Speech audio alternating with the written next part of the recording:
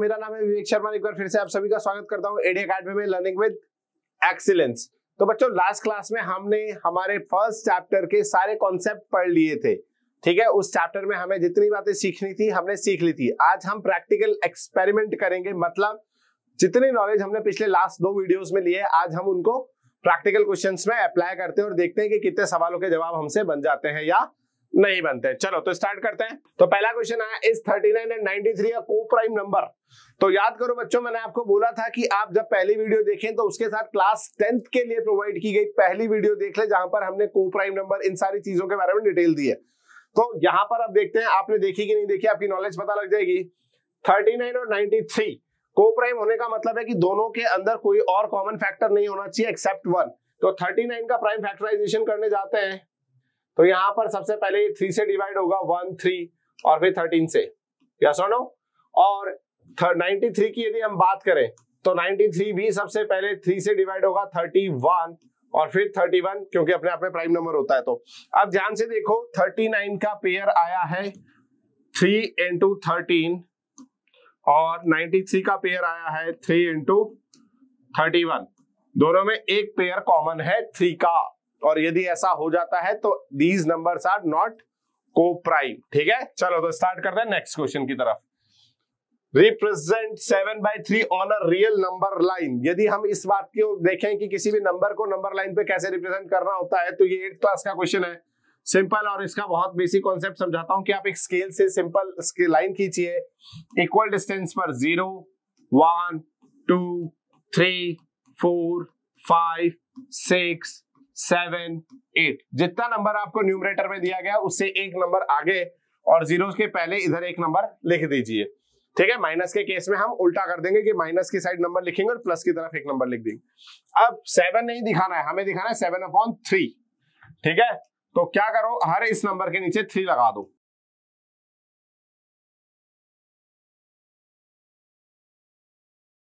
और 7/3 आपका ये आ गया डायरेक्ट, क्लियर। तो यहां पर अच्छा, कई बच्चे कहेंगे सर इसमें सिंप्लीफाई करो, तो कर दो।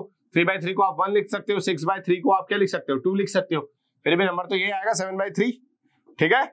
तो यहां पर ये क्वेश्चन इस तरीके से हो जाएगा, आप इसको अच्छे से दूसरे पेन से मार्क कर सकते हो, क्लियर। तो ये आपका सेकंड क्वेश्चन हो जाएगा।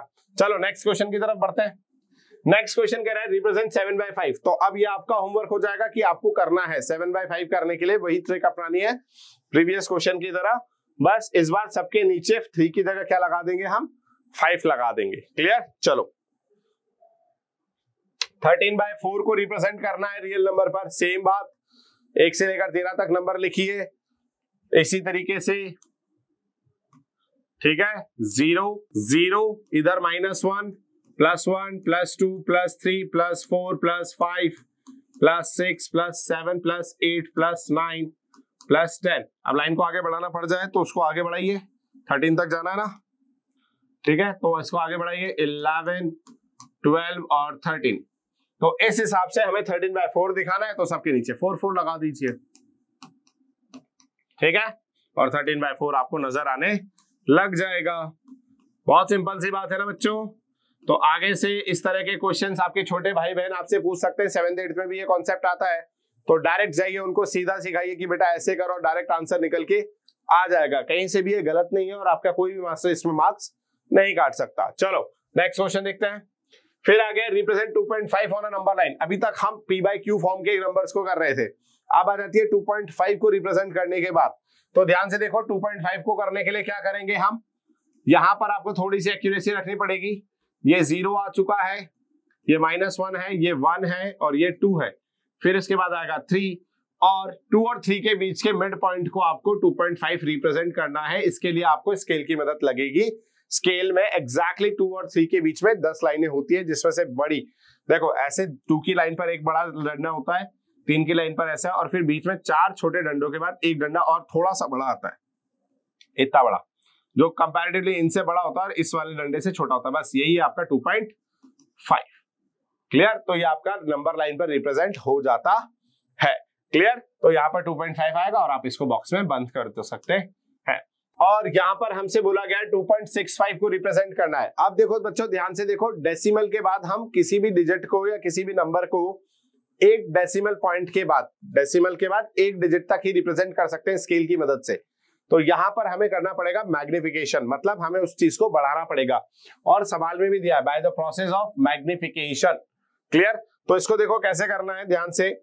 यहां पर आप क्या करेंगे, सबसे पहले आप एक नंबर लाइन बनाएंगे, और क्योंकि 2.65 की बात की गई है तो 0 1 2 3 4 ऐसा कर देंगे। अब 2.65 हमें ये तो पता है हमारी नॉलेज से कि 2 के बाद आता है, तो अब हमें जूम करना पड़ेगा। तो हम यहां से एक लाइन खींचेंगे जो इसको इस तरह से यहां खींच के लाएगी और 3 को भी यहां खींच के लेके जाएगी। अब यहां पर आपको इक्वली 10 सेंटीमीटर की एक लाइन खींचनी है। ठीक है, क्या करना है, इक्वली 10 सेंटीमीटर की एक लाइन खींचनी है। 10 सेंटीमीटर की खींचते हैं तो बहुत अच्छा रहता है। यहां पर 2 डालिए और फिर इक्वल डिस्टेंसेस पे 2.1 2 3 4 5 6 7 8 9 और ये 10। ठीक है, थोड़े डिस्टेंस मिसमैच भी हो तो आपको इसको सही से मैनेज कर लेना है। 2.4 2.5 2.6 2.7 2.8 2.9 और यहाँ पे देखो जब आपने खींचा था तो यहाँ 3 आ गया था। क्लियर? तो यहाँ पर आप इतना जूम कर लेंगे। अब उसने आपको 2.65 बोला है, तो लॉजिकली 2.65 कहाँ एग्जिस्ट करेगा बच्चों? 2.65 एग्जिस्ट करेगा 2.6 और 2.7 के बीच में। इसका मतलब अभी हमें इसको फिर से मैग्नीफाइंग करना पड़ेगा। थोड़ा सा नीचे लाएंगे हम 2.6 को खींच के, और यहां पर भी 3 को नीचे खींच के लेके जाएंगे और 2.7 को यहां पहुंचा देंगे। तो अब इसके बीच में जो 10 सेंटीमीटर की लाइन आप खींचेंगे, इस पे एग्जैक्टली आप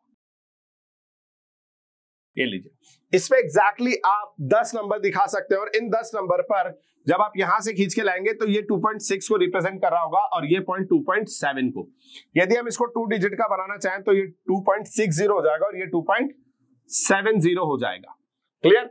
अब इसके बाद इनके बीच के नंबर्स डालिए तो ये हो जाएगा 2.61। अब हो सकता है आपको नंबर लिखने में दिक्कत है पास पास के कारण, तो कुछ मत कीजिए, एक नंबर को ऊपर एक नंबर नीचे कर दीजिए। 2.62 2.63 2.64 2.65 2.66 2.67 2.68 2.69। और इस बिहाफ पर ध्यान से देखो, आपने प्रोसेस ऑफ मैग्निफिकेशन से जिस चीज को रिप्रेजेंट करना था 2.65 उसको आपने यहां ड्रॉ कर दिया है, तो ये मैग्निफिकेशन में यहां पर 2.65 रिप्रेजेंट हो जाएगा। अब यदि यही चीज 3 डिजिट के लिए होती तो हमें इसको एक बार और खींचना होता। क्लियर? तो हम जितना ज्यादा मैग्नीफाइंग करने की तरफ जाएंगे, आपके बुक में 4 डिजिट तक ये सवाल दिए गए हैं, तो उन 4 डिजिट के लिए मैग्नीफाइंग 4 बार होगा। अभी 2 बार हुआ है, 2 बार और होगा यदि 4 डिजिट तक मैग्नीफाइंग करवाता है तो। ठीक है, चलो तो नेक्स्ट क्वेश्चन की तरफ देखते हैं। ये आ गया 5.37, visualise the representation of 5.37 on a number line up to 4 decimal, है ना। अब डेसिमल प्लेसेस का मतलब ये है कि 4 तक चाहता है, इसका मतलब यहां लगा हुआ था बार। क्लियर? तो ये बात समझ लो कि ये एक्चुअली आपको 5.37 नहीं 5.3737 रिप्रेजेंट करवाना चाहता है। तो स्टार्ट वहीं से करेंगे हम, 5 और 6 को जूम इन करके खींचेंगे, फिर यहाँ 5 आ जाएगा और यहाँ 6 आ जाएगा। जब ऐसा करोगे तो फिर इसके बीच में 10 सेंटीमीटर के गैप पर 5.2 5.3 और 5.4 आ जाएगा। फिर आप 3 और 4 को खींचेंगे, फिर 5.30 से 5.40 और उसके बीच में आपको मिल जाएगा 5.37, बीच में कहीं 5.37 और उसके बाद मिलेगा 5.38। फिर इनको जूम इन खींचना है आपको, ऐसे ही खींचते जाना है।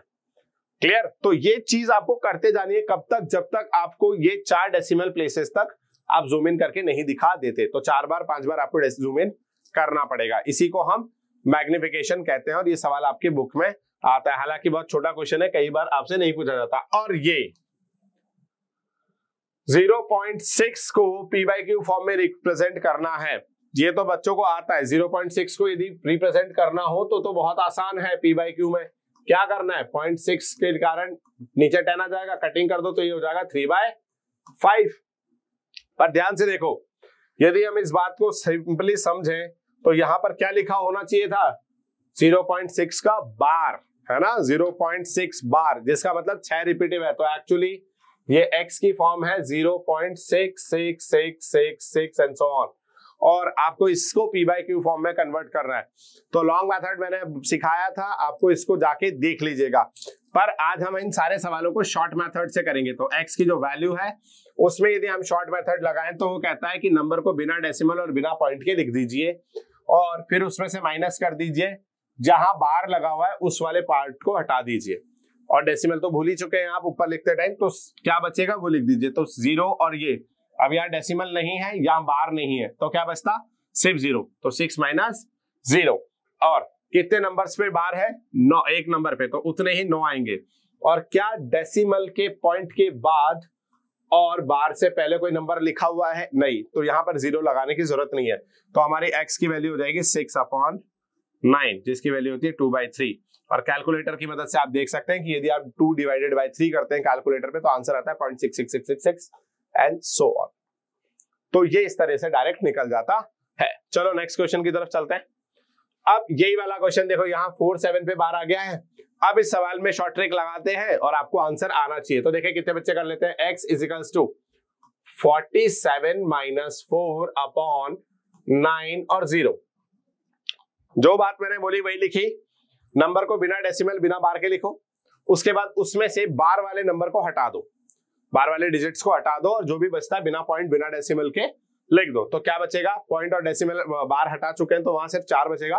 तो 47 में से 4 माइनस कर दीजिए, बार क्योंकि एक डिजिट पर है इसलिए 9 आएगा, और इस केस में डेसिमल के बाद और बार से पहले एक नंबर है इसलिए कितने 0 आएंगे, 1 0 आएगा। तो आंसर विल बी 43/90। क्लियर। तो यहां से आप ये डायरेक्ट क्वेश्चन कर सकते हैं। लॉन्ग मेथड के लिए आपको सिंपल प्रोसेस अपनानी है जो आपको सिखाई गई थी। ठीक है, चलो नेक्स्ट क्वेश्चन देखते हैं। एक्सप्रेस 1 2 3 और 3 पे बार लगाए 2p/q फॉर्म। तो ध्यान से देखो, फिर वापस से वही आएगा। x को रिप्रेजेंट करने का तरीका क्या हो जाएगा, 1 2 3 माइनस 12 डिवाइडेड बाय 900। है ना, वही रूल लगाया मैंने, नंबर को बिना डेसिमल बिना बार के उसमें से उस नंबर को माइनस करा जिसमें बार नहीं था। तो जब बार वाले नंबर 3 को हम छुपा लेंगे तो क्या बचेगा, 12। डेसिमल और पॉइंट की तो बात ही नहीं करनी है। क्लियर। तो यहां पर क्या आ जाएगा, 12। अब कितने नंबर्स पे बार है, कितने डिजिट्स पर, एक पर, तो इसलिए यहां 9 आ जाएगा। और डेसिमल के बाद और बार से पहले कितने नंबर है, 2, तो उतने ही 0 आ जाएंगे। तो आंसर विल बी 1 1 1। 3 में से 2 गया 1, 2 में से 1 गया 1 1 अपॉन 900। अब क्योंकि ये कटता है इसलिए आप इसको काटेंगे तो ये कुछ हो जाएगा 3 7 अपॉन 300, इससे ज्यादा ही नहीं कटेगा। तो द आंसर इज 0.123 बार, या फिर यूं लिख लो कि 0.123333। इसको इस तरीके से निकाला जाएगा, जब 37 को 300 से डिवाइड किया जाएगा तो आपको सेम आंसर मिलेगा। क्लियर, चेक कर लीजिए। चलो नेक्स्ट क्वेश्चन की तरफ चलते हैं। अब यहां पर ये 3 क्वेश्चन एक साथ दे दिए गए, ये रहा ये रहा ये रहा, इन दोनों पे बार है, इन तीनों पे बार है। अब यदि लंबा क्वेश्चन आ जाए तो भी डरने की तो बात है ही नहीं। तो हम चलो देखते हैं एक एक करके। 45 माइनस 4 अपॉन 90, 41/90। है ना, सही है। चलो इधर देखते हैं, यहां पर 735 है तो 735 माइनस 7 अपॉन 990। सिंप्लीफाई करेंगे तो 728 डिवाइड बाय 990। अब आप देखिए ये 2 से कटता है तो 2 से आपको काटना पड़ेगा। ये पॉइंट जब तक कटता है तब तक आपको काटना ही पड़ेगा। तो ये 3 6 4 अपॉन 4 9 5 आ जाता है। क्या ये अब भी कट सकता है? तो ऊपर का सम 13 हो रहा है, नीचे का सम 13 और 5 18 हो रहा है। नीचे वाला 3 से कट सकता है पर ऊपर वाला 3 से नहीं कट रहा। और किसी नंबर से यदि ये कट रहा है तो देखिए 2 से तो नहीं कट रहा है, तो ऑड नंबर से ही कट सकता है यदि और कटेगा तो। ठीक है, तो आप चेक कीजिए, अदरवाइज इस बात को यदि आप यहां भी छोड़ देते हैं तो आपका सवाल का जवाब सही माना जाएगा। क्लियर। अब आते हैं लास्ट पार्ट पर। तो यहां पर देखिए, तो यहां पर x की जो वैल्यू निकल के आएगी वो आएगी 46575। इसमें से आप 46 माइनस करेंगे और नीचे लगा देंगे 99900। ठीक है, 99900 क्यों लगाया? क्योंकि 3 पे बार है और 2 डिजिट डेसिमल के बाद और बार से पहले लिखी हुई है, ठीक है। सब्ट्रैक्ट करेंगे तो यहाँ पर कितना आ जाएगा 4 6 5 और 25 और 4 29, तो ये आएगा और नीचे 99900। अब आपको ये आपके ऊपर है कि आपको इसको कट करना है, इतना सा होमवर्क मैं आपके लिए छोड़ देता हूं। क्लियर? वैसे देख लीजिए 999 होने के कारण नीचे या तो 2 से जा रहा होगा, 5 से जा रहा होगा, 3 से जा रहा होगा। अब क्योंकि इसमें पीछे 9 है तो ये 5 से तो कभी नहीं जाएगा, तो अब हम चेक कर लेते हैं कि क्या ये 3 से जा सकता है। तो 5 6 4 10 15 16 17 और 9 17 और 9 हो जाता है 28, तो ये 3 से भी नहीं जा रहा है। तो बेसिकली हमारे दिमाग में जो 3-4 नंबर आते हैं 2 3 5 इनसे तो नहीं जा रहा है। नीचे 9 होने के कारण ये 7 से डिवाइड नहीं होगा, ठीक है। फिर भी आप एक बार ट्राई कर लीजिएगा। इसके अलावा कोई और नंबर यदि आपके दिमाग में आता है तो आप अप्लाई कर सकते हैं, आपको आंसर मिलेगा या नहीं मिलेगा ये आप देख लीजिएगा। कैलकुलेटर पे इसका यूज करिए, 46529 को 99900 से डिवाइड कीजिए, आपको यही आंसर मिलेगा। क्या? 46575575575। इतने डिजिट तक कैलकुलेटर आपको नहीं दिखाता है, इसलिए आपको किसी पॉइंट पर ये क्या हो जाएगा, अप्रोक्सीमेशन करके ये इसको सिंप्लीफाई कर देगा। तो आंसर तो यही आना चाहिए था। क्लियर? चलो नेक्स्ट क्वेश्चन देखते हैं। अब 4 रैशनल नंबर बिटवीन 2 and 3, ये तो बच्चों वाला क्वेश्चन है। 2 और 3 के बीच में 4 रैशनल नंबर ढूंढने हैं, तो 2 into 5 upon 5, 3 into 5 upon 5। अब ये मत पूछना 5 कहां से आया, क्योंकि 4 नंबर बोले गए हैं तो 4 में 4 + 1 से मल्टीप्लाई करना होता है, तो आ जाएगा 10/5 और 15/5। और ध्यान से देखिए इनके बीच में एग्जैक्टली 4 नंबर आ गए, 11/5, 12/5, 13/5, 14/5। क्लियर? तो ये बात ध्यान से समझ लीजिएगा। नेक्स्ट क्वेश्चन देखते हैं।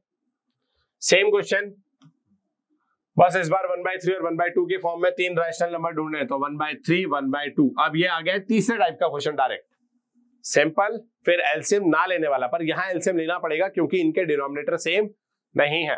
तो पहले 3 और 2 का एलसीएम लेकर 6 बनाएंगे, तो 1/3 into 2 ऊपर की तरफ और 1/2 into 3 into 3। अच्छा, कई बच्चे सोचेंगे कि मैंने क्रॉस मल्टीप्लाई कर दिया। क्लियर? तो बच्चों मैंने क्रॉस मल्टीप्लाई नहीं करा है, मैंने 3 और 2 का एलसीएम लिया है और 6 बनाया है। आप जो बात, आपको कई टीचर्स ये बात पढ़ाते हैं कि बेटा कभी भी ऐसा करना हो, एलसीएम लेना हो तो क्रॉस मल्टीप्लाई कर दो, आपका आंसर निकल के आएगा, मिक्स फ्रैक्शन बन जाएगा, सिंपल फ्रैक्शन हो जाएगा। गलत, बच्चे को कभी गलत नहीं पढ़ाना चाहिए। तो बात यह है कि यहां पर इस तरह के क्वेश्चंस में आपको सबसे पहले एलसीएम ही लेना चाहिए।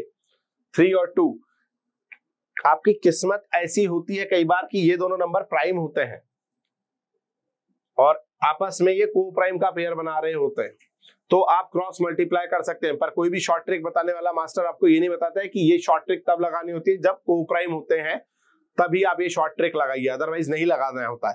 ठीक है, तो यहां पर हमने एलसीएम लिया है, इससे ये हो गया 2/6 और ये हो गया हमारा 3/6। अब यहां पर हमें कितने नंबर बोले? 3, तो 3 के लिए 4 से ऊपर नीचे मल्टीप्लाई कर दीजिए, 4 से ऊपर नीचे मल्टीप्लाई कर दीजिए, तो यहाँ पर 8/24 हो जाएगा, यहाँ पर 12/24 हो जाएगा। और इस हिसाब से आप देखिए 9/24, 10/24, 11/24 आ जाएगा। तो यही 3 नंबर आपको ढूंढने थे। ठीक है, तो यहां पर सवाल बहुत इजीली चल रहे हैं, आपको बस याद रखना है कि आप ध्यान से पढ़े। ये वाला क्वेश्चन आपके 9th में आ सकता है। 2 और 3 के बीच में 3, 4, 5 इरेशनल नंबर लिखो, कितने भी बोल सकता है।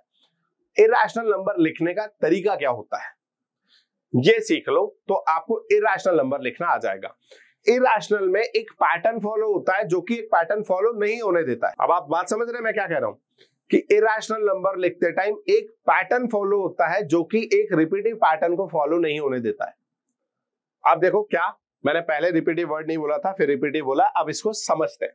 जब आपसे 2 और 3 के बीच में नंबर पूछे जाते हैं तो एक्चुअली ये है 2.0 और ये है 3.0, तो इनके बीच में तो इनफाइनाइट नंबर है, आपने बचपन से यही पढ़ा है। और क्वेश्चन जानना चाहता है कि भैया इनके बीच में जो इनफाइनाइट नंबर्स हैं उनमें से 3 इरेशनल नंबर लिख दो। तो इरेशनल नंबर लिखने का जो तरीका होता है ना बेटा, वो क्या होता है, आप इस 2.0 से थोड़ा सा आगे बढ़ जाओ तो 2.1 आ जाता है। अब इस 1 के बाद आपको जो मर्जी आए, जो आपने 0 से लेकर 9 तक डिजिट सीखे उनमें से कोई भी एक डिजिट लिख दो। वापस से आप 1 ना लिखें बस, ठीक है, कोई भी और लिख दो, 0 लिख दो। अब यदि आप 101010 लिखते हो तो ये रिपीटिव हो जाएगा और ये रैशनल नंबर में चला जाएगा। बट अब आप क्या कर सकते हो, वापस से 1 लिखो और 2 बार 0 लगा दो, पैटर्न बन गया। अगली बार क्या करना है, 1 लगा के 3 0 लिख देना है, पैटर्न बन गया। पर रिपीटिव पैटर्न नहीं बना। रिपीटिव पैटर्न कहता है 1 0 1 0 1 0 1 0 आता, और पैटर्न ये बन गया है कि हर बार 1 लिख के हम 0 का काउंट बढ़ाते जाएंगे लास्ट वाले से। इस बार 1 के बाद 4 0 आएंगे और ये पैटर्न चलता जाएगा। तो ये 2 और 3 के बीच का पहला इरेशनल नंबर हो गया। बात समझे? अच्छा, किसी के दिमाग में आया सर मैं 2.2 के साथ करूं? बिल्कुल करो, जरूरी नहीं आप यहां 1 लिखो, यहां भी 2 लिख के 00 2 000 2 4 बार 0 और फिर बस, तो ये भी हो गया, सही है। अच्छा, किसी की इच्छा हो रही है सर 2.21 2 2 1 1 2 2 2 1 1 1। देखो पैटर्न है और रिपीटिव पैटर्न नहीं है। पैटर्न क्या है, 2 एक बार, फिर 1 एक बार, फिर 2 2 बार, 1 2 बार, फिर 2 3 बार, 1 3 बार, और ऐसे ही चलता जाएगा। तो 2 4 बार और 1 भी 4 बार। तो ये पैटर्न चलता जाता है रिपीटिव ऑर्डर में। और रिपीटिव कौन सा, एक पैटर्न में, ये रिपीटिव नहीं है, ये एक पैटर्न है जिसको हम फॉलो करते हैं तो नॉन रिपीटिव टर्म्स बनने लग जाती है। इसके अलावा आपके दिमाग में 2.7 से लेकर कोई भी बीच में डिजिट आ रही है, उनमें सिर्फ सेम पैटर्न फॉलो करते जाइए, जो आपकी इच्छा है रिपीट कीजिए, जिसको एक पैटर्न में बना सकते हैं। मैंने आपको 2-3 पैटर्न बता दिए, एक किसी एक चीज को, अब जरूरी नहीं कि मैं 1 को रिपीट करता, यहाँ पे 2 को एक बार लिखा, 0 एक बार लिखा, अब 2 2 बार 1 0, फिर 2 3 बार, फिर 1 0, ऐसा कोई भी पैटर्न आप बना सकते हैं और यही इरेशनल नंबर लिखने का तरीका होता है। नेक्स्ट देखते हैं, ये प्लॉट दिस। अब ये क्वेश्चन हमारी क्लास का ही है, तो कोई एक क्वेश्चन मैं वापस से सिखा देता हूं, बाकी आपको आना चाहिए। तो मैं √5 बनाता हूं। √5 को जब नंबर लाइन पे बनाना होता है तो सबसे पहले हम यहाँ पर 5 सेंटीमीटर की एक लाइन खींचते हैं। ये 0 हो गया, 1 2 3 4 5, ठीक है। अब इसके बाद आगे सिखाया गया था कि इसको आप ए बी नाम देंगे, ए बी, और इससे 1 सेंटीमीटर आगे और बढ़ा देंगे तो ये सी पॉइंट हो जाएगा। अब आप इस ए और सी लाइन का बाइसेक्टर करेंगे जो कि 3 पर आएगा, और फिर यहां से एक गोला बनाएंगे, सेमी सर्कल। जब आप ऐसा करते हैं तो अब आपको इस बी पॉइंट पर 90 डिग्री बनाना है ना। तो जहां ये 90 डिग्री टच करेगा इस पॉइंट को आप डी नाम देंगे, और अब इस लाइन को आप आगे बढ़ाइए और इस तरीके से गिरा देंगे। तो जहां भी ये टच करेगा इसको ई पॉइंट दे दिया, और बी से लेकर ई तक की जो डिस्टेंस है इसको √5 नाम दे दिया जाएगा। तो सेम √2 √3 के लिए भी आपको करना है। क्लियर? इस तरीके से आप रूट का कोई भी नंबर, चाहे डेसिमल में हो चाहे नॉन डेसिमल नंबर हो, आप बड़े आराम से कर सकते हैं। क्लियर? बात समझ गए? चलो नेक्स्ट क्वेश्चन की तरफ चलते हैं। अब ये वाला क्वेश्चन आया है √75 √45 प्लस √50 प्लस माइनस √32। अब इस तरह से देखा जाए तो ये सवाल एक ऑर्डर का तो है क्योंकि इनका ऑर्डर सेम है, बट मेन प्रॉब्लम ये है कि अंदर लिखे हुए नंबर जो है वो किसी भी तरह से मैच नहीं कर रहे, तो हम ऐड सब्ट्रैक्ट नहीं कर सकते। तो हमारी पहली स्टेप होती है कि इनको सेम बनाया जाए। तो हम सेम बनाने के लिए क्या करते हैं, हम 75 को क्या लिख सकते हैं, देखो ध्यान से, √75 को ब्रेक किया जाएगा तो 3 × 5 × 5 लिखा जा सकता है। इसी तरह 45 को देखें तो 3 × 3 × 5 लिखा जा सकता है। इसके बाद 50 को देखें तो 2 × 5 × 5 लिखा जा सकता है, और 32 को देखें तो 2 × 2 × 2 × 2 × 2 लिखा जा सकता है ना। यहां पर यही हो जाएगा। अब हमें बचपन में सिखाया गया था कि रूट के अंदर पेयर बनता है तो उसको बाहर निकाल लिया जाता है, तो पहले पेयर बना देते हैं। यहां 2 पेयर बन रहे हैं, कोई दिक्कत नहीं है। चलो, तो जब इसको लिखा जाएगा तो एक्चुअली बच्चों ये क्या हो जाएगा, 5√3 माइनस 3√5 प्लस ये हो जाएगा 5√2 प्लस माइनस यहां पर 4√2। क्लियर? ये हो जाएगा। अब आप ध्यान से देखो इन सब में से, अब इस हिसाब से हमारे पास किस किस का क्या क्या पेयर बना, तो देखो क्या सॉल्व हो सकता है। क्या ये √3 है इनमें से कोई? नहीं है, तो 5√3 एज इट इज रहने वाला है। क्या √5 अंदर कहीं है? नहीं है, तो -3√5 एज इट इज रहने वाला है। अब इन दोनों में आप देखो ध्यान से तो √2 कॉमन आ जाएगा, तो प्लस √2 यदि मैं कॉमन ले लूं तो 5 - 4 अंदर बचेगा, जिसका मतलब हो जाता है 1। तो इसको लिखा जा सकता है 5√3 - 3√5 प्लस √2, और इस तरह से ये क्वेश्चन सॉल्व हो जाता है। ठीक है, तो यहां पर हमने देखा कई तरह के ऐसे सवाल जो कि आपको लास्ट 2 वीडियोस में सिखाए गए थे। ठीक है, आगे भी ऐसे बहुत सारे क्वेश्चंस हैं हमारे पास, पर उनको सीखने के लिए या आपने क्या सीखा वो देखने के लिए बने रहिए ईडी एकेडमी के साथ और सीखते रहिए ईडी एकेडमी के साथ। Thank you.